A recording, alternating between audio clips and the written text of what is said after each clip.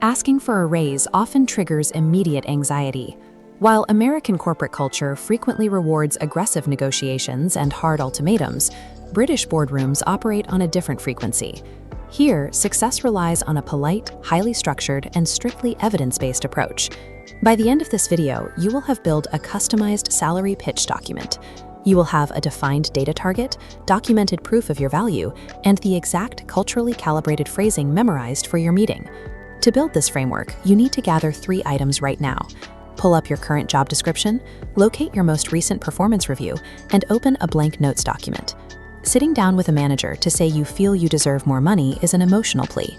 Walking into that same room with these 3 documents synthesized into a concrete business case removes the emotion entirely, leaving your employer with an objective, logical decision.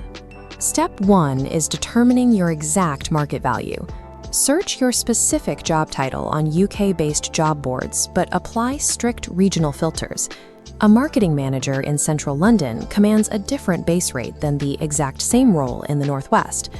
This bell curve chart shows regional salary distribution. Ignore the bottom half. Look directly at the top 25% to identify the realistic top and bottom ends. Physically write down these high and low figures.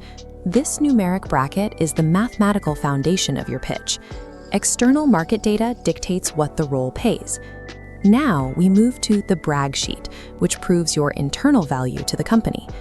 Do not cite rising rent, energy bills, or general inflation as reasons for a raise. In UK corporate negotiations, introducing personal cost of living challenges is a fast way to derail the conversation. Your employer pays for the value you generate, not the expenses you incur. Instead, scan your performance review and write down 3 specific, measurable instances of ROI, return on investment, from the last 6 months. These are moments where your actions directly made the company money, saved them measurable time, or demonstrably improved an operational process. Those regional numbers you wrote down establish what the job title is worth. These 3 documented points of ROI provide the evidence for why your specific performance belongs in the highest percentile of that bracket. With your evidence prepared, you need to initiate the conversation. Springing a spontaneous salary discussion on a manager, often called the ambush tactic, guarantees a defensive reaction and an immediate refusal. Send a low-pressure meeting request. Use the subject line, Performance and Career Progression Review, asking for 30 minutes to discuss recent milestones and market compensation. Transparently setting the agenda gives your manager time to consult with HR and review department budgets before you sit down. You want them fully prepared. When you enter the meeting, keep your body language open and your hands visible on the table. Speak at an even, conversational volume. Do not make aggressive demands and never threaten to quit. If you issue an ultimatum, your manager is professionally obligated to call your bluff. This balancing scale illustrates the collaborative British pitch. State your case by saying, based on my recent contributions, specifically insert your 3 ROI points, and the current regional data for this role, I am looking to adjust my salary to insert your target bracket. Using the phrase, adjust my salary, is deliberate. It frames your request as an objective market correction rather than a demand for a personal favor. Setting the agenda clearly in advance, combined with polite firmness in the room, strips away the emotional tension. You leave them with a purely logical business proposition. Expect the initial answer to be no. The most common response in UK corporate environments is, "We simply don't have the budget right now." This phrase is a standard procedural deflection.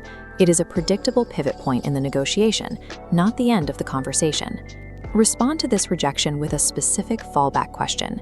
What performance milestones are required to reach that salary band next quarter? Write this exact question at the bottom of your pitch document so you don't freeze during the pushback. By utilizing this pivot, you force management to define exactly what success looks like. You turn a hard rejection into a collaboratively documented roadmap for a future raise. Look over your completed salary pitch document. You have a mathematically accurate data target, undeniable ROI evidence, and a scripted pivot ready to deploy. Once the meeting concludes, there is one non-negotiable administrative step. Within 2 hours, send an email to your manager thanking them for their time and summarizing the exact milestones you both agreed upon. This written follow-up acts as an insurance policy. It creates a formal paper trail, professionally binding your manager to the terms discussed in the room. By walking in with irrefutable regional data, concrete proof of your return on investment, and the precise cultural phrasing required to navigate pushback, you are completely equipped to secure your true market worth.